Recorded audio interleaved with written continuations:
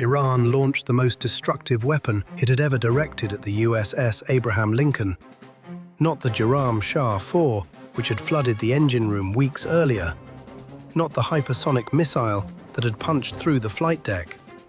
This was the Shahab 4, an intermediate-range ballistic missile carrying a thermobaric warhead weighing 2,200 kilograms, developed by Iran in conditions of absolute secrecy, specifically to destroy aircraft carriers. A warhead that did not detonate on impact, that did not detonate on a delay fuse. It detonated by proximity, first dispersing an aerosol fuel cloud across a radius of 40 meters, then igniting that cloud in a secondary detonation that generated a pressure blast overpressure 10 times greater than a conventional warhead of identical weight. 2,200 kilograms of thermobaric, lethal pressure wave radius 80 meters, severe structural damage radius 200 meters. If it detonated above the Lincoln's flight deck, the 80-meter lethal pressure zone would not penetrate the hull, but it would eliminate every aircraft, every piece of equipment, and every person exposed on that deck within that radius. And the 200-meter structural damage zone would reach the radar arrays, communications systems, and close-in weapon systems mounted on the superstructure. This was not a missile designed to sink the Lincoln. It was a missile designed to destroy its combat capability while leaving the hull intact. An aircraft carrier with no aircraft on deck, no functioning radar systems, and no crew at combat stations is a neutralized warship, regardless of whether its hull continues to float.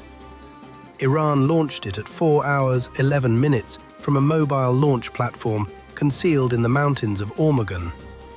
To understand why the Shahab 4 with a thermobaric warhead was conceptually the most dangerous threat Iran had employed throughout the entire conflict, you have to understand the difference between structural damage and functional damage as they apply to an aircraft carrier. A carrier can absorb significant structural damage and remain functionally capable of launching aircraft as long as its catapults, propulsion systems, and combat systems stay operational. The Ford had demonstrated that principle 3 times. The Lincoln had not. A thermobaric warhead detonating above the flight deck does not produce structural damage to the hull. It produces functional damage to everything present on the open deck. Aircraft in catapult position, equipment on the deck surface, operators at their stations, and, if the blast wave is large enough, the exterior systems mounted on the superstructure. A Lincoln with an intact hull and a flight deck emptied of aircraft and personnel is functionally useless for combat operations for hours or days, until crew can be replenished and aircraft repositioned from the hangar below. That was the objective of the Shahab 4, not to sink, to paralyze. At 4 hours 11 minutes, the space-based detection system registered the launch of the Shahab 4 from the Ormogan region. Partially recognized engine signature. Classification completed in 9 seconds. Shahab 4 on a standard ballistic trajectory.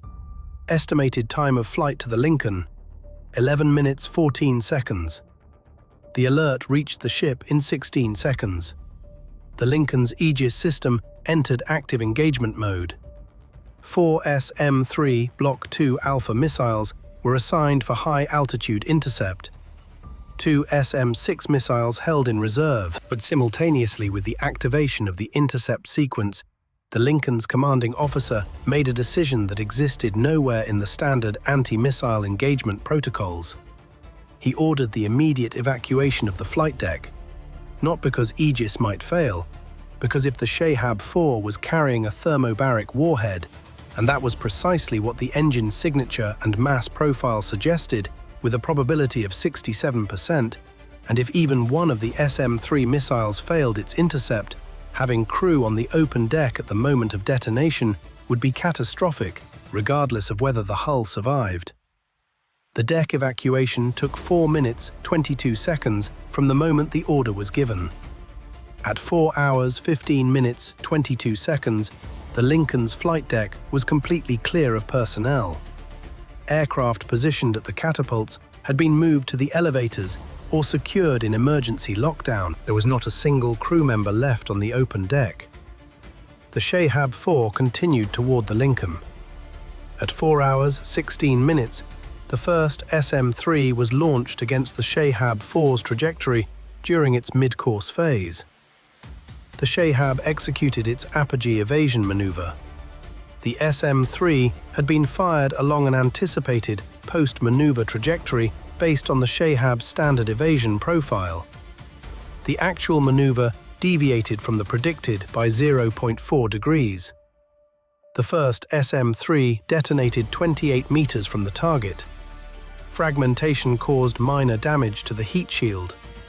The second missile was launched along a trajectory calculated after the first evasion maneuver.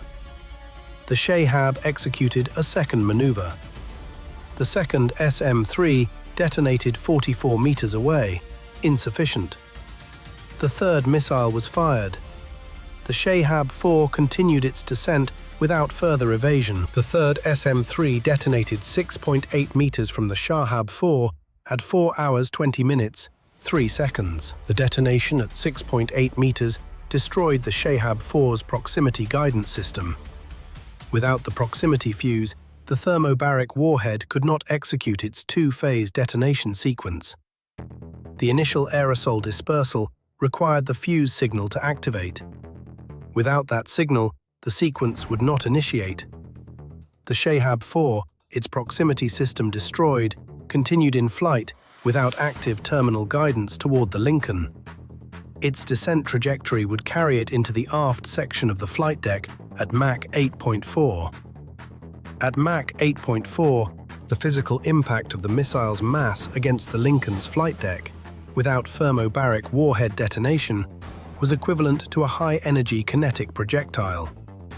Not a 2,200 kilogram thermobaric explosion. A mass strike at hypersonic velocity. The Shahab 4 struck the aft flight deck of the Lincoln at 4 hours 22 minutes 8 seconds. The kinetic impact at Mach 8.4 penetrated the flight deck, tore through the aft hangar, and came to rest against the separation deck between the hangar bay and the double bottom. The kinetic energy of the impact transferred as a structural pressure wave that propagated through the hull in every direction from the point of strike. The structural wave collapsed the aft hangar bulkheads at 4 separate points, destroyed 2 aircraft that had been secured in the hangar during the deck evacuation, disabled the 3rd and 4th aft elevators, and produced a structural deformation in the aft flight deck surface of approximately 3 square meters, rendering that sector unfit for flight operations. The thermobaric warhead did not detonate. Its 2,200 kilograms of aerosol fuel and secondary ignition mechanism remained inert inside the collapsed missile body on the separation deck. The Lincoln's EOD team began neutralization procedures on the undetonated warhead at 4 hours 30 minutes. 4 dead from the kinetic impact in the hangar, 19 wounded, no casualties on the deck, because of an evacuation ordered 11 minutes before impact. Had the deck not been cleared and the proximity system functioned as designed, the thermobaric detonation above the deck would have reached every crew member within that radius. With consequences the commanding officer preferred not to calculate. The decision to evacuate the deck was the difference between 4 dead and a potential 100. At 4 hours 35 minutes, the Lincoln began repositioning aircraft from the forward hangar to the forward section of the flight deck. Catapults 1 and 2 remained operational. The Aegis system continued to function. At 4 hours 47 minutes, the first Super Hornet strike aircraft was launched from Catapult 1. The Lincoln continued making way at 18 knots, with an undetonated thermobaric warhead being neutralized in its aft hangar, with 4 names added to its casualty log, with its aft flight deck declared unserviceable. It kept moving. The final accounting was this: Iran's most destructive missile had struck the Lincoln, with its thermobaric warhead failing to detonate, because the third SM-3 had destroyed its proximity fuze system at 6.8 meters. The kinetic impact had caused severe structural damage to the aft hangar.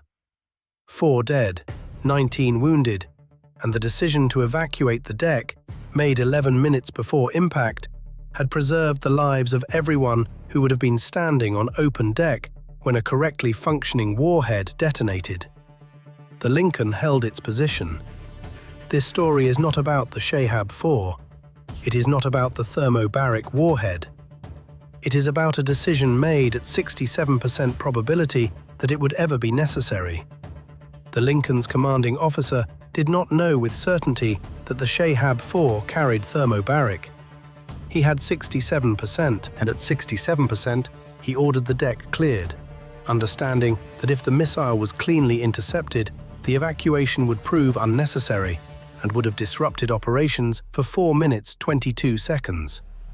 67% was enough to make the decision that saved lives he did not yet know he was saving.